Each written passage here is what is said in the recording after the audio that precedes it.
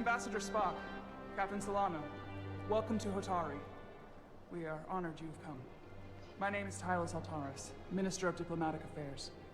The honor is ours, and this is Commander Jara Rydick, first officer aboard the USS Resolute. You'll find she has a keen mind, and unique insight into the dynamics between the Hotari and the Illydians. We are honored to be here as representatives of the Federation. I'm so glad. These must be the representatives of the mighty Federation. The reigning authority in the galaxy. Or so we've been led to believe. Whether that's true or not remains to be seen. But, either way, we're grateful you've made the time to come to our little corner of the universe. And you are? This is Galvin, and this is Sidron, the heroes of the revolt in the mines.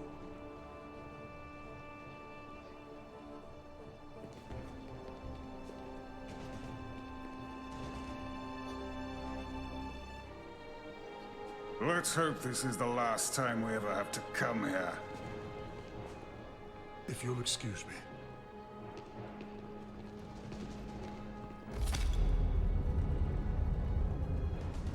I think we're about to begin. Did you hear the arrogance from that guy? I don't know what we're walking into here, but that guy was something. That may be true. But let's keep an open mind going into the negotiations. Hopefully he's just one voice amongst many. Then let's hope he's the outlier. The Hotari have invited us as their guests, so we must show them the proper respect.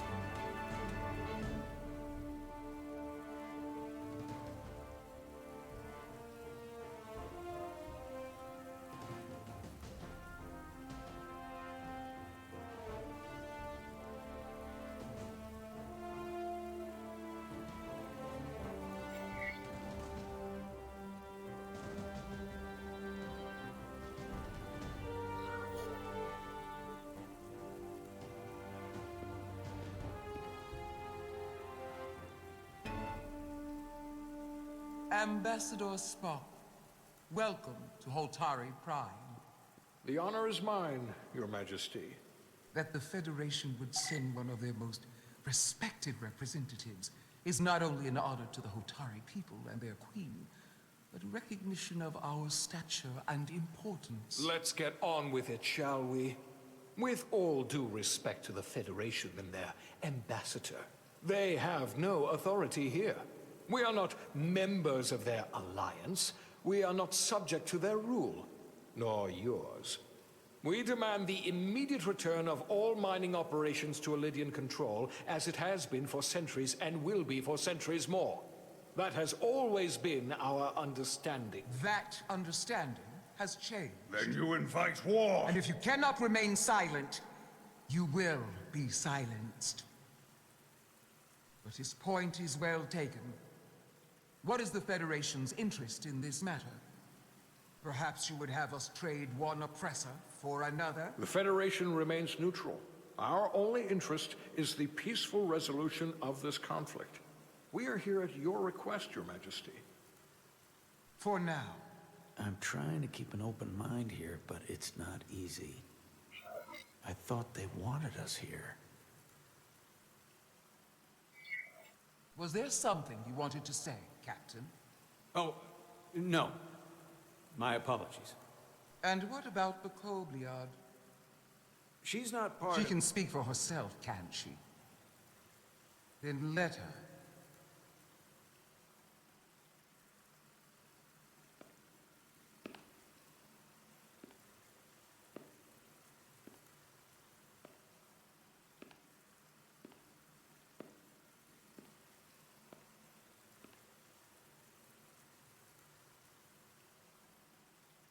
Now then, one should know their place.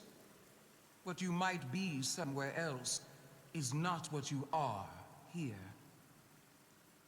which is standing before a queen. And a queen deserves respect. A bow is not too much to ask. Is Hotari Prime part of the Hotari system? My name is Commander Jara Rydek, Your Majesty. I prefer to be called by my name, not my species. Then I suppose that makes us even. Commander Rydek. You are Kobliad. Your people suffered brutal treatment at the hands of the Cardassians. Their injustice towards the Kobliad is as unimaginable as it is unforgivable. Not unlike how we have been treated by the Alidians. As much as they'd have you believe they are the victims here, remember it was the Hotari who attacked us. Hundreds of innocent Alidians were slaughtered without mercy in those mines. The blood is on their hands, not ours. Quiet! If after all the Kobliad suffered, you finally had the chance to right that wrong, to get out from under their control, would you take it? Or would you negotiate a peace?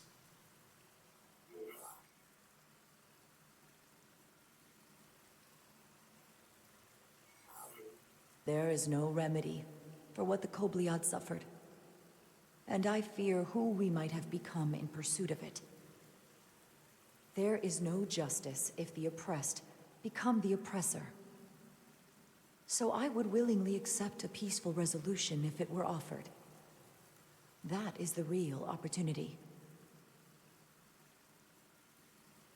Perhaps, Commander Rydek. Perhaps. Unfortunately, that was not the case, was it? No, it was not. Peace is often elusive to those who need it most. The Federation is the most powerful, most advanced alliance in the galaxy. It's widely known we have an abundance of dilithium in our mines. And it's in your interest to secure a steady supply. Your Majesty, if I may. Ambassador Spock would have us believe you're here as a neutral party in the interest of peace. So why are you really here? I want the truth, not your Federation rhetoric. It's possible the Federation has an interest in both peace and securing a steady source of dilithium. One does not preclude or prevent the other. But that's just my personal opinion. Given the Federation has done business with the Alidians for decades, I would agree. It's entirely possible, if not highly likely.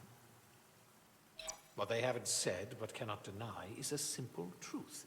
The dilithium trade would not and will no longer exist without Alidian involvement.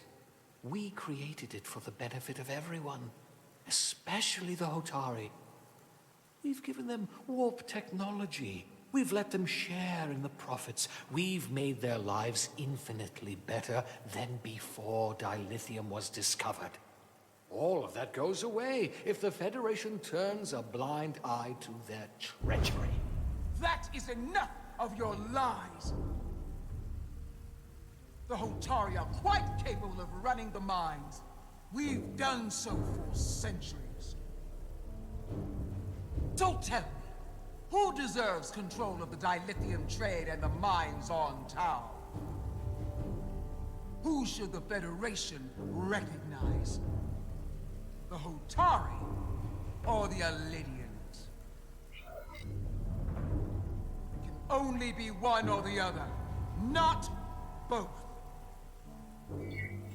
If I have to choose only one, then it would have to be the Hotari. Well said. How could the just and wise Federation make any other choice? This is an outrage. The Federation has lost all credibility. The mines are ours. Lydia will not be deterred. We will take back our mines by any means necessary. Then you will see more blood spilled. I am more than willing to address your concerns, Your Majesty. Yours as well, Representative. But I suggest we could have a more productive conversation with a smaller group. Perhaps only the most essential representatives.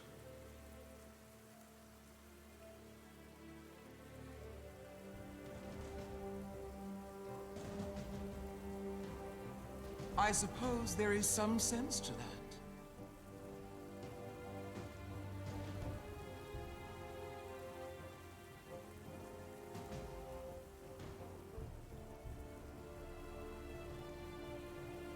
I hope we meet again, Jara Ryder.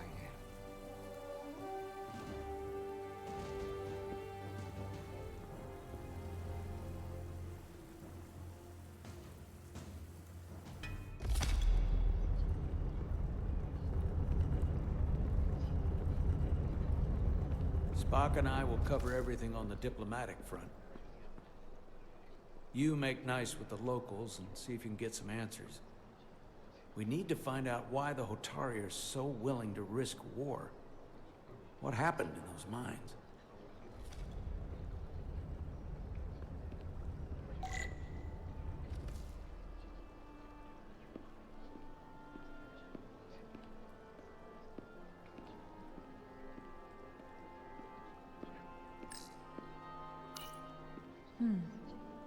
Soothing.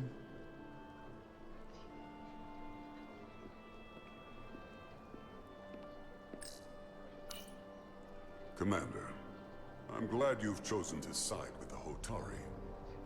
I knew the Federation would see through the Elidians' baseless claims and protect the interests of my people. To be clear, I'm not on either side of this conflict. Our only interest is peace. I will keep that in mind. I assume you were there, the day the mines were seized from the Elidians. Not seized, reclaimed, and restored to their rightful owners. Yes, I was there. We had to be decisive, before the Elidians could even realize their worst nightmares upon them. I'm curious why the Elidians haven't fought back. They have the ability to retake the mines anytime they want. Ability is one thing, courage is another. The Elidians know any hostile action on their part will not end well. They respect one thing above all else, and that is force. The greater the force, the more certain the outcome. Any talk of making peace is just that, and worth little without the strength to secure it. Which makes me wonder about your ship, the Resolute. Undoubtedly the Federation's finest warship. Ready to contend with anything the Elidians might have in store. Or is that not true? Maybe I've misjudged it. I wouldn't say state-of-the-art, but the Resolute is plenty capable and can hold its own against just about anything. Let's hope so. Because at the moment, it's the only thing preventing them from wiping us off the map. Sidron. A pleasure meeting you, Commander. I'm sure we'll cross paths again.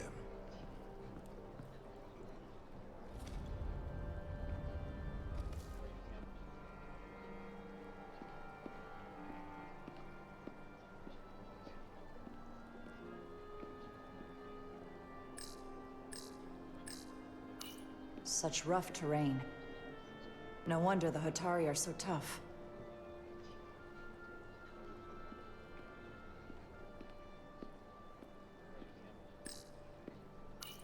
Commander Rydek, I'm encouraged to see the Federation supporting my people. I'm afraid of what might happen without your help.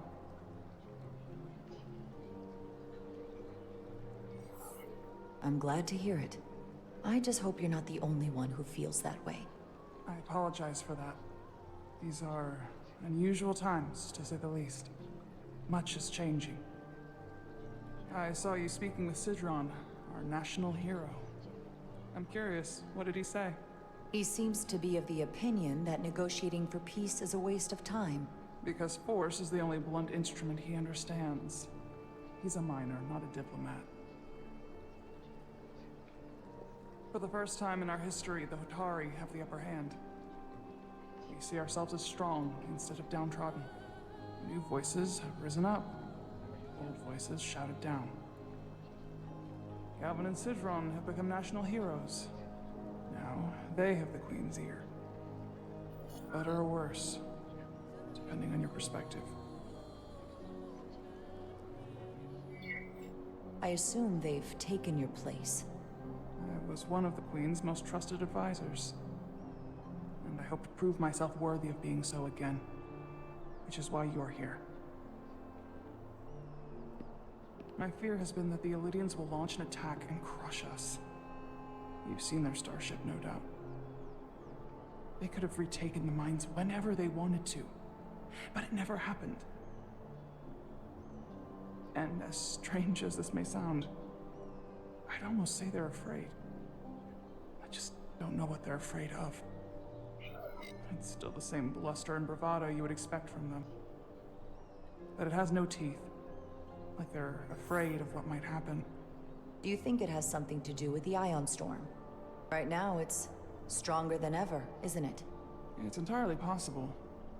I'm not a scientist, but I do know the storm has knocked out all kinds of systems. So maybe the Illidians weren't willing to risk their ships, given all the interference.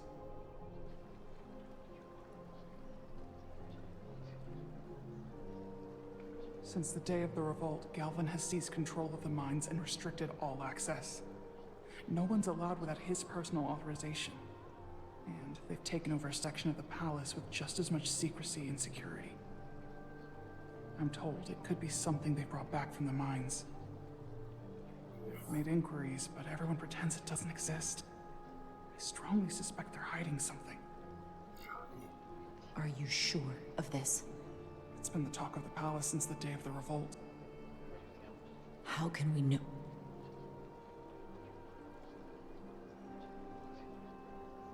I'd better see what's happening. Do you think you can find out what they're hiding? I need to see proof of something before I can make my case to the Federation. I can try, but even if I found it, I might not know what to make of it. Take this. You can use it to capture whatever you find, and then send it to me.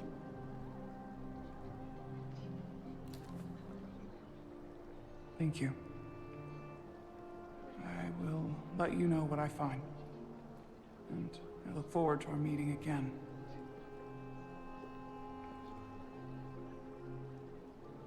Sorry, I couldn't help but notice you were speaking with the Hotari this whole time. I figured in the interest of fairness, I should offer another perspective. Of course. I'm probably not telling you anything you don't already know, but these negotiations rely on the Federation's neutrality, as does any hope you might have for a supply of dilithium in the future. So, why you would choose to side with the Hotari escapes me. Without Illidian involvement, there is no dilithium trade. But clearly, you weren't aware. We are and will remain completely neutral. Our only interest is the peaceful resolution to this conflict. As is ours. Of course, the question is, at what price? Major Salit Arminta, Special Attaché, Illidian Armed Forces. Pleasure to meet you, Commander. I have my issues with the Hotari, but I have to give them some credit. They know how to seize an opportunity. Inciting an uprising the same day as a massive, once-in-a-lifetime ion storm. Our assumption was that this storm was just an anomaly. Yes, a very convenient anomaly. At least, that was what we were told. Of course, I wasn't there. But who am I to say otherwise? Something tells me there's more to the story. So what really happened? Well, the official story is that it was the storm that enabled the revolt. How else do a bunch of unarmed, unorganized miners seize control of an entire moon, much less thousands of mines? But I've talked to people who were there. They tell a different story. They say they're lucky to have escaped with their lives. That it was more than just the storm. That somehow the miners were able to harness the energy from the storm. I know it sounds crazy. I'm not even sure I believe it myself. But that's what they said. You said the Hotari were primitive. Well, they are. Except for the part about weaponizing ion storms.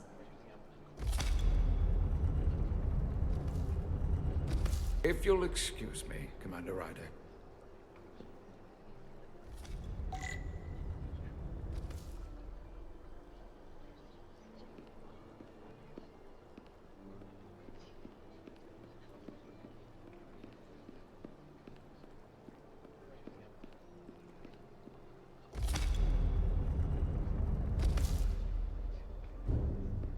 Well, that was a disaster. What happened? The Hotari refused to concede anything, so the Elydians stormed out. The Hotari did not invite us here as peacekeepers. I hope your efforts were more fruitful than ours.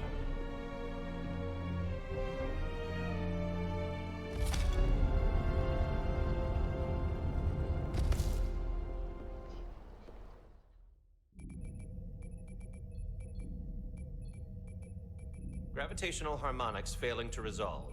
Warp bubble stability degrading. Increase output to maximum. Increasing warp output to maximum. It's happening again.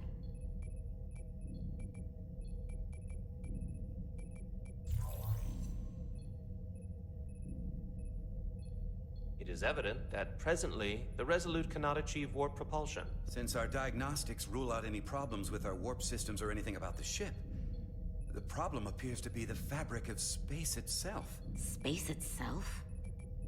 You're saying something about this region of space prevents warp travel? Prevents it, or can't sustain it. However improbable, that appears to be the case. We need to know more. Otherwise, it'll be an extended stay in the Hotari system. The storm didn't stop us from leaving space dock and traveling here. But could it still be causing this interference with warp travel? We must follow sound investigatory principles. Do not let an assumed conclusion drive your analysis. Sometimes we need a little inspired thinking, Mr. Chovak. Captain Solano is on his way back from the negotiations, and I want to have some answers for him when he gets here. Indeed. Given the facts at hand, we may be able to deploy subspace probes around the ship to construct a clear picture of the phenomenon. Around the ship. I'll prep a shuttle.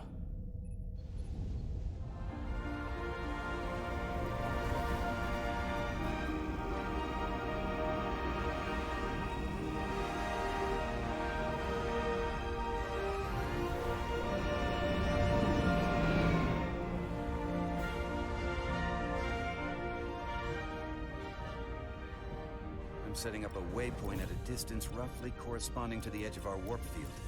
When we get there, I'll deploy the first probe.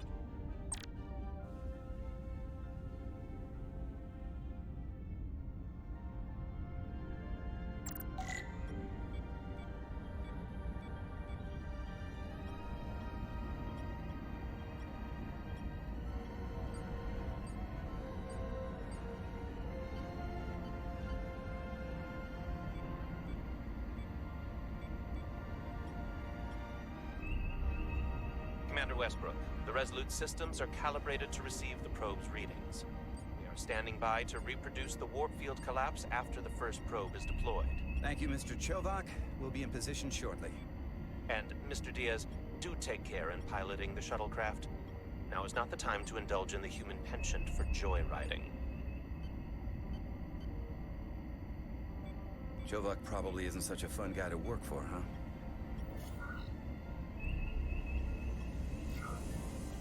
Nah, Lieutenant Commander Chovak's not so bad. You know, once you get used to him. And, I've learned a lot working under him. I have a feeling I'm going to have to work harder to be a political animal like you. This new first officer coming aboard.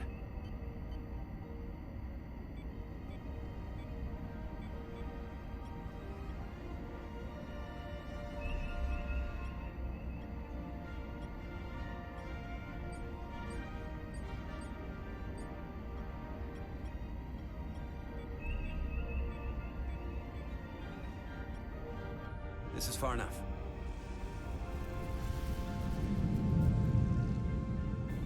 Transporting the first probe into position.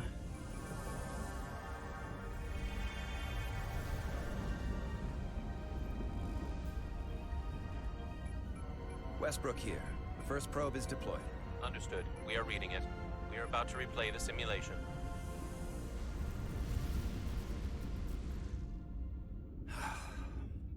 Problem? Don't get me wrong. Things are definitely trending up with Commander Rydek. She's put my ideas into action. And she listened to me when your life was on the line out on the hull. That sounds like a good thing. It is. But I'm still trying to figure out if she's right for the job.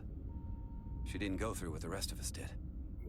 Still got chosen to be #1. Can't tell if she was actually siding with me, or if we just fell on the same side. Yeah, but she's lucky she didn't go through what we did. You can't hold it against her. Actually, I think I can. Even if I shouldn't. Test is running. Warp field collapse in 3, 2, 1, mark.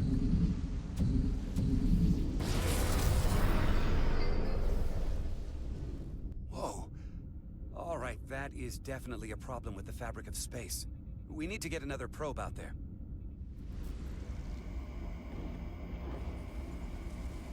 With 2 points of data, the Resolute and the probe, we've managed to get an interference pattern. I'm setting a waypoint to a particularly strong area of interference. We'll deploy the second probe there.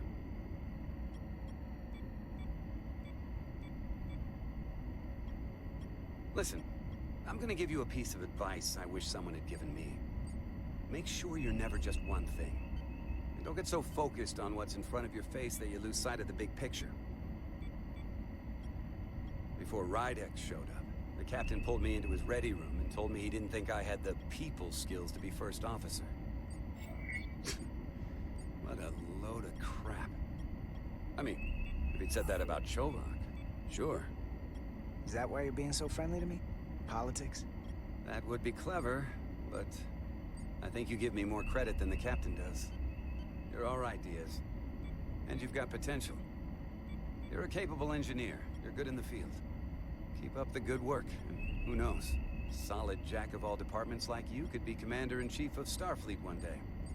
Hell, Admiral Jellicoe started as a shuttle pilot. And there are places to go in the enlisted ranks, too. I love it. So put me up for promotion. I'm ready for my next challenge. Well, I think you're going to have to prove that to your boss, Chovak, first. He's the one who has to put you up for consideration. If I were first officer, it would be different. Well, then I'll just have to change Commander Chovak's mind. I'll work hard and better, and he won't be able to ignore it. You've got grit. I'll give you that.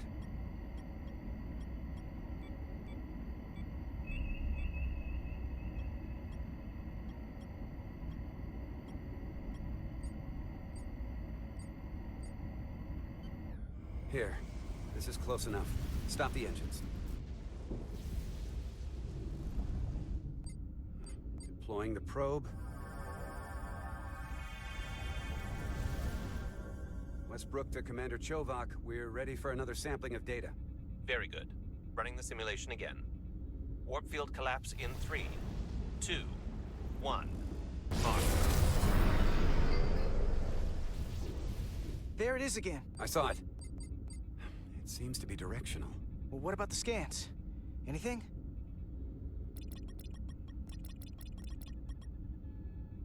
Here's the readings in relation to our local space. We've got the Resolute, Otari Prime, and the probes. All this interference is overloading the sensor buffers. We're gonna have to triangulate the sensors manually.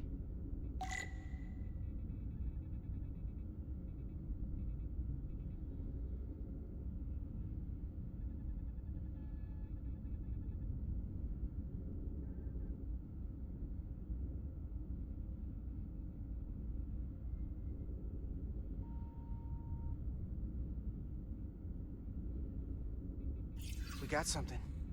These markers indicate peaks in the gravimetric interference patterns. Let's see if I can find some more.